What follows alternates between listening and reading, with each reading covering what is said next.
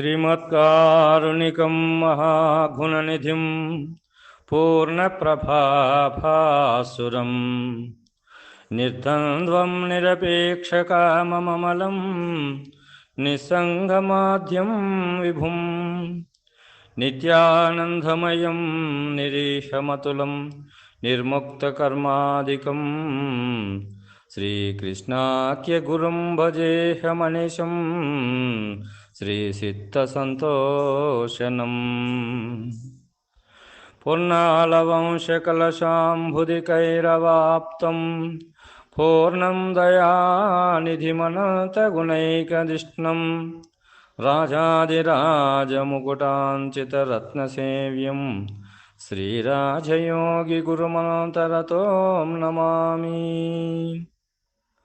శ్రీరాజయోగిప్రియశిష్యం అమలానందదీక్షితం పంఢరీనాథయోగేంద్రం సద్గురు తే నమో నమః. శ్రీ శివరామ దీక్షిత అచల సాంప్రదాయ పరంపరా గురువులందరికీ వందనములు. శ్రీమద్భాగవత శ్రీకృష్ణ సద్గురు పరబ్రహ్మణే నమః. మాతృశ్రీ శారదాంబ సమేత శ్రీ అమలానంద పాటల పండరీనాథ మద్గురువర్యుల పాదపద్మములను హృదయపీఠములను నిలుపుకొని ప్రబోధ సుడామణి అను శక్తిద్వయ నిరాసకంభైన శుద్ధ నిర్గుణ తత్వ కందార్థ దరువులలో 117వ కందార్థమును మనము గురుమూర్తి కరుణచే మననం చేసుకుంటున్నాము. ఏమంటున్నాడు ఇక్కడ? వన్నియలైదొక చోటను పన్నుగ కలిసినది హృదయ పద్మం బనుచున్ ఎన్నుదురు జనులు ఎరుకందున్నదని శృతులు పలుకుచున్నవి సుమ్మి తెలుసుటే మోక్షమన్నవి సుమ్మి. వన్నీలన్నీయో మీది ఉన్న వస్తువు జాడ ఎన్నాడేరుంగాక ఎన్నో రీతుల పలుకు చున్నవి సుమ్మి తెలుసుటే మోక్షమన్నవి సుమ్మి. వన్నియలైదొక చోటను పన్నుకు కలిసినది హృదయ పద్మం బనుచును ఎన్నుదురు జనులు ఎరక దానందు ఉన్నదని శృతులు పలుకుచున్నవి సుమ్మి అంటున్నాడు ఇక్కడ. అంటే జనులు అంటే ఎవరు ఇక్కడ? అంటే ఈ యొక్క వేదము వేదాంతము చదువుకున్నటువంటి వాళ్ళు, ఈ మతకర్తలు అనేటువంటి ఎవరెవరికి బుద్ధికి ఈ మతము అనేటువంటిది బుద్ధికి సంబంధించినటువంటిది. ఎవరెవరికి బుద్ధికి ఎంత అందినదో దానిని వాళ్ళ ఇష్టం ఉన్నట్లు వాళ్ళ బుద్ధికి అందినంత దాన్ని రాసుకున్నటువంటి ఒక ఆ కవితలే అవి మతాలు. కాబట్టి ఆ బుద్ధికి తోచినంత వారు ఎంతైతే తెలుసుకున్నారో, ఆ బుద్ధికి ఆ వికాసం ఎంతైతే అందిందో దానిని మనకు వాళ్ళు రాసుకున్నటువంటి యొక్క సిద్ధాంతాలు ఏవైతే ఉన్నాయో అవన్నీ కూడా మతాలు. కాబట్టి ఆ మతాల వారు ఏమంటున్నారు ఇక్కడ అంటే ఈ యొక్క పంచ రంగులు అనేటువంటి వన్నెలు అనేటువంటి 5 వన్నెలు అనేటువంటివి ఏవి ఇక్కడ అంటే ఎరుపు, తెలుపు, పసుపు, నలుపు, ఈ సునీలం అనేటువంటివి ఈ 5 ఎక్కడ ఉన్నాయని చెప్తారు వాళ్ళు. అంటే ఈ కన్ను గుడ్డు ఉంది కదా, నేత్రము, అంటే ఈ నేత్రస్థానంలో ఎరుపు వర్ణము, తెలుపు వర్ణము, పసుపు వర్ణము, నలుపు వర్ణము, సునీల వర్ణము అనేటువంటివి 5 నేత్రస్థానము యందు ఉన్నవి. కాబట్టి నేత్రస్థానం యందు ఉన్నటువంటిదే ఆ యొక్క చక్షు ఇంద్రియం అనేటువంటి సూపు అయితే ఉన్నదో ఆ సూపే ఇక్కడ హృదయ కమలము అని వాళ్ళు నిర్ణయం చేసినారు. శృతులు కూడా మరి అవే చెప్తున్నవి. కాబట్టి ఇక్కడ ఒక చోటును పన్నుగా కలిసినది హృదయ పద్మం బనుచు ఎన్నుదురు ఎరకదానందున్నదని శృతులు పలుకుచున్నవి చుమి. ఆ ఎరుపు, తెలుపు, పసుపు, నలుపు, సునీలము ఆ ఒకే ప్రదేశమునందు పన్నుగా అందముగా ప్రకాశించుచున్నది ఏది ఇక్కడ అంటే అది నేత్రస్థానము. కాబట్టి ఆ నేత్రస్థానంలో ఉన్నటువంటి దానినే హృదయమను పద్మముగా నిర్ణయించినారు. మరి ఎరక అందున్నదాని శృతులు పలుకుచున్నవి సుమ్మి. ఆ ఎరక మరి ఆ యొక్క అదే హృదయస్థానం కాబట్టి ఆ నేత్రస్థానం ఎందే ఎరక ఉన్నది అని చెప్పి నిర్ణయించుచున్నవి. అది తెలుసుకుంటేనే మోక్షం అని కూడా శృతులు పలుకుచున్నవి. అంటే అది ఆపోజ్యోతి స్వరూపమే కానీ ప్రతిబింబ స్వరూపమే కానీ బింబస్వరూపము కాదు. ఆపోజ్యోతి అనేటువంటిది ఏదైతే ఉందో ఆ యొక్క ఆ జలములో ప్రకాశించేటువంటిది, ఆ సూర్యుడు ప్రకాశిస్తే ఆ సూర్యుని యొక్క ప్రకాశము జలములో ప్రకాశిస్తుంది అన్నప్పుడు ఆ జలములో ప్రకాశించేది నిజబింబమా ప్రతిబింబమా అంటే అది ప్రతిబింబము. ఆ ప్రతిబింబము అనేటువంటి ఆపోజ్యోతిని చూసి వాళ్ళు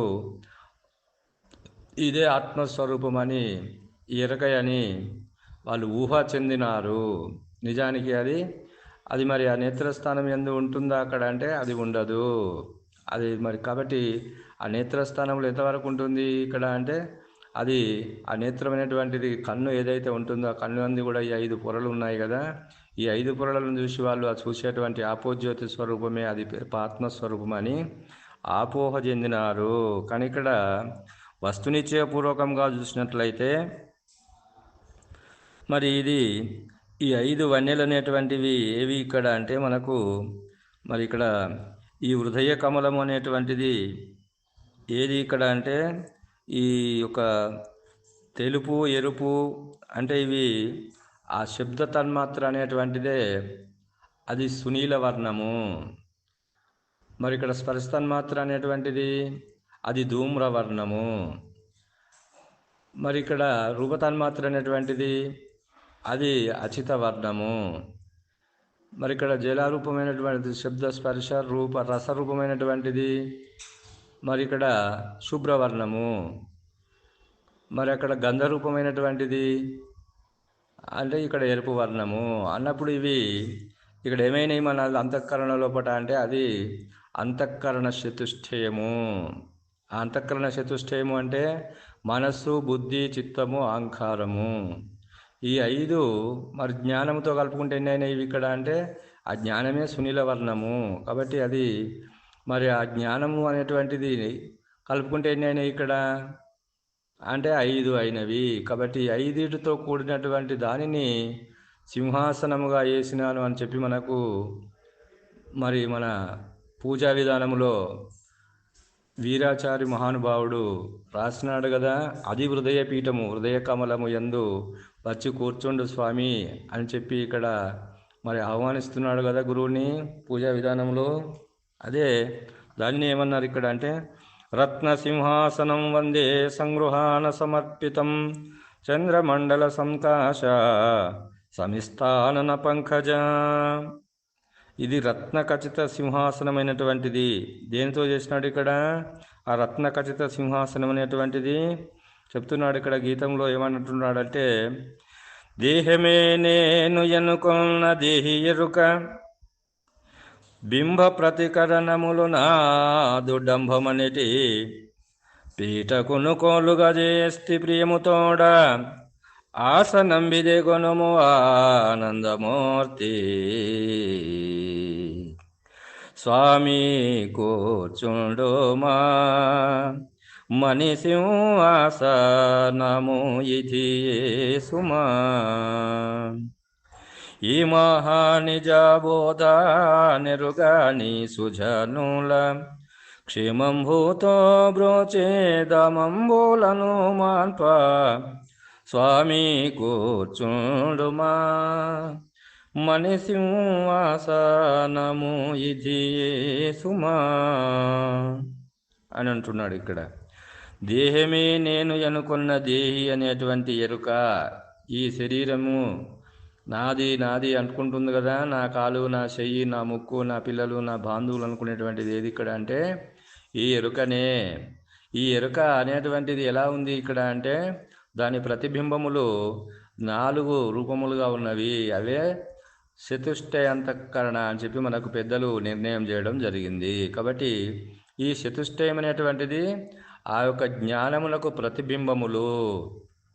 ఆ ప్రతిబింబములు అంటే ఇవి ఆ ప్రతిబింబములు అనేటువంటివి మనస్సు బుద్ధి చిత్తము అహంకారం అనేటువంటిది 4 కోళ్ళుగా చేసి ఆ కోళ్ళు ఆ సింహాసనాన్ని ఏర్పాటు చేసి మరి పీటగా ఏది చేస్తున్నాడు ఇక్కడ అంటే ఆ జ్ఞానం అనేటువంటి దానినే పీటగా చేస్తున్నాడు. కాబట్టి ఆ పీటగా వేసి ఆ జ్ఞానమునకు ఏది తెలియజేస్తుందో అందుకొరకు మనకు భద్రాద్రి రామశతకంలో ఆకాశ పంచకమంతరేంద్రియములు ప్రాణాదులును వాయు పంచకంబు జ్ఞానేంద్రియములైదు వైశ్వాపన్నర పంచకము అప్పు పంచకము శబ్దాదులైదు కర్మేంద్రియములైదు కడుభూమి పంచకం బిట్టులిర్వది 5 ఇంద్రియములు ఇవి ఆత్మగాదని ఇన్నిటినెరిగిటి ఎరుకయే పరమాత్మయని ఎరింగి సాంఖ్యయోగంబు సాధించి సజ్జనుండు ముక్తి జందును మీ పాద భక్తితోను రమ్య గుణధామ భద్రాద్రిరామ పరశురామ నరసింహదాసు సంరక్షితావా అన్నాడు కదా. మరి ఈ జ్ఞానము కూడా అది మరి జ్ఞానానికి కూడా తెలియజేసేది ఇటులిర్వది 5 ఇంద్రియములు ఇవి ఆత్మగాదని ఇన్నిటిని ఎరిగటి ఎరుకయే పరమాత్మయని ఎరింగి అన్నాడు ఇక్కడ.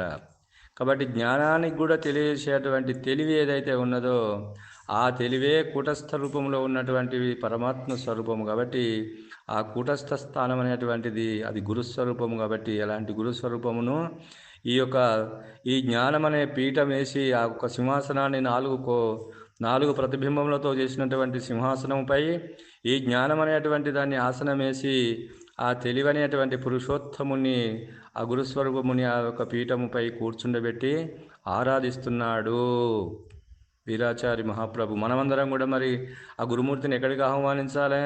ఆ పరమాత్మని అంటే మనలో ఉన్నటువంటిది హృదయపీఠం. ఇది ఆ హృదయపీఠం యందు కూర్చొని మరి బోధ చేసేటువంటి వాడు చెప్పేటువంటి నేను పలుకుతున్నానంటే నేనా పలికేది? కాబట్టి పలికించేటివాడు భగవతుత్తముడు, పలికేటిది భాగవతమట, పలికించేటివాడు శ్రీరామచంద్రుడట అని పోతను అన్నాడు కదా. మరి పలికించేది అతడు, పలికేది నేను. కాబట్టి పలికించేది అతడే. కాబట్టి మరి అతని స్వరూపంలో ఉన్నటువంటి పరమాత్మ స్వరూపం అది. కాబట్టి అది ఎక్కడ ఉంది అంటే అది హృదయ స్థానము, అది హృదయ పీఠం అని చెప్పి మనకు పెద్దలు నిర్ణయం చేసినారు. కాబట్టి ఆ హృదయ పీఠం యందు ఆశీనులైనటువంటి వారు ఎవరు ఇక్కడ అంటే ఆ పరమాత్మ గురుస్వరూపము.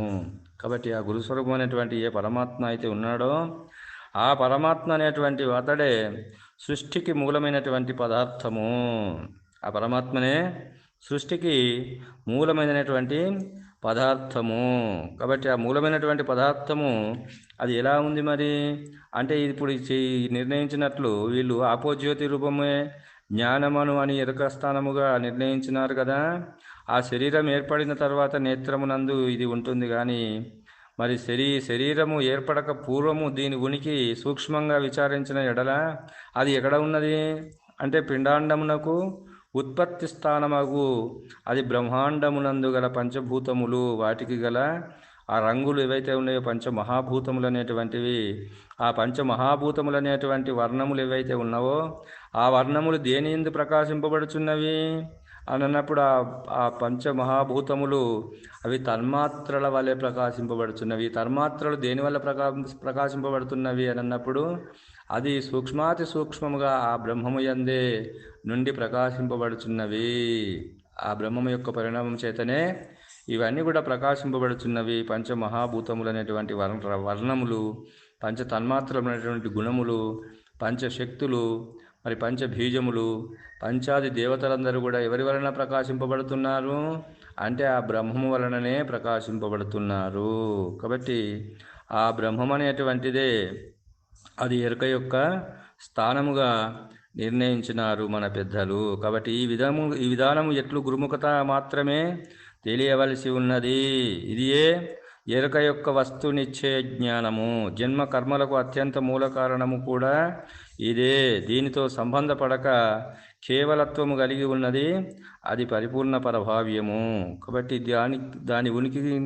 దాని ఉనికిని గురుముఖత మాత్రమే దృఢపరచుకోవలసి ఉన్నది. ఇట్టి విధానము కాక ప్రపంచములో జన్మరహిత విధానమునకు మతకర్తలు భిన్న అభిప్రాయములతో మతములు సిద్ధాంతం చేసి ఉన్నారు కదా. అలాంటి సిద్ధాంతముల యందు ఈ ఆపోజ్యోతిని చూసినట్లయితే అది ప్రతిబింబ స్వరూపమే కానీ అది బింబస్వరూపము కాదు. కాబట్టి బింబస్వరూపం అనేటువంటిది ఏది ఇక్కడ అంటే అది పరమాత్మ స్వరూపము. కాబట్టి ఆ పరమాత్మ స్వరూపమును మనం ఇక్కడ తెలుసుకొని దానికి అతీతమైనటువంటి పరిపూర్ణ పరభావ్యమును గురుముఖత విచారించినప్పుడు మరి ఆ బింబమైనటువంటి నేను మరి ఎన్నో రీతుల వలుకుచున్నావి సుమి అన్నాడు కదా. వన్నేల ఐదొక చోటను పన్నుగా కలిసినది హృదయ పద్మం వనుచును ఎన్నుదురు జనులు ఎరకందున్నదని శృతులు వలుకుచున్నావి సుమ్మి తెలుసుటే మోక్షమన్నావి సుమ్మి వన్నేలన్నీయు మీరి ఉన్న వస్తువు జాడనెన్నాడెనుగకయ ఎన్నో రీతుల పలుకుచున్నవి సుమ్మి. కాబట్టి ఈ ఎరక అనేటువంటిది ఎరక దేని అందున్నది ఇక్కడ అంటే అది అధిష్టాన బ్రహ్మమై ఉన్నది. అంతఃకరణ చతుష్టయమునకు అధిష్టానంగా ఉన్నటువంటిది అది బ్రహ్మము. అది కూటస్థుని రూపంలో ఉన్నది. అది మరి సాక్షి స్వరూపంగా ఉన్నది. కాబట్టి ఎరుకయే పరమాత్మ అని ఎరింగి అన్నాడు కదా. ఈ ఎరుకనే అది పరమాత్మ స్వరూపము. ఆ పరమాత్మ స్వరూపమైనటువంటిది అది సృష్టికి మూలమైనటువంటి బ్రహ్మము. దానికే మూలము లేదు అని చెప్పి ఇక్కడ మనకు పరిపూర్ణ బోధ సిద్ధాంతము తెలియజేస్తుంది. కాబట్టి మరి వన్నేలన్నీ మీరి ఉన్న వస్తువు జాడ నిన్నడెరుంగక ఎన్నో రీతిలో పలుకుచున్నావి సుమ్మి తెలుసుటే మోక్షమన్నావి సుమ్మి. ఆ వన్యలన్నీ మీరి ఉన్న వస్తువు జాడ పరిపూర్ణ ప్రభయలు జాడ గురుముఖత ఎప్పుడైతే నీవు తెలుసుకుంటున్నావో ఆ తెలిసినటువంటి తెలివి లేనే లేదనేటువంటి పద్ధతిని ఇక్కడ ఈ మతవాదులు అనేటువంటి వాళ్ళు ఎన్నో రీతిలో చెప్పుకున్నారు. కానీ పరిపూర్ణ భావాజ్ఞులు అచల ఋషులు ఈ యొక్క ఎరుకనే అది హృదయానికి అధిష్టానంగా ఉండేటువంటిది అది పరమాత్మ స్వరూపము. దానికే మూలము కానీ స్థానము కానీ లేనే లేదు పరిపూర్ణ ప్రభావ్యం యందు అని అచల ఋషులు తెలియజేసినారని తెలియజేస్తూ ఇంతటితో ఈ కందార్థ భావాన్ని ముగిస్తున్నాను. జై బోలో సద్గురు ప్రభు మహారాజుకు జై. సర్వం సద్గురార్పణం.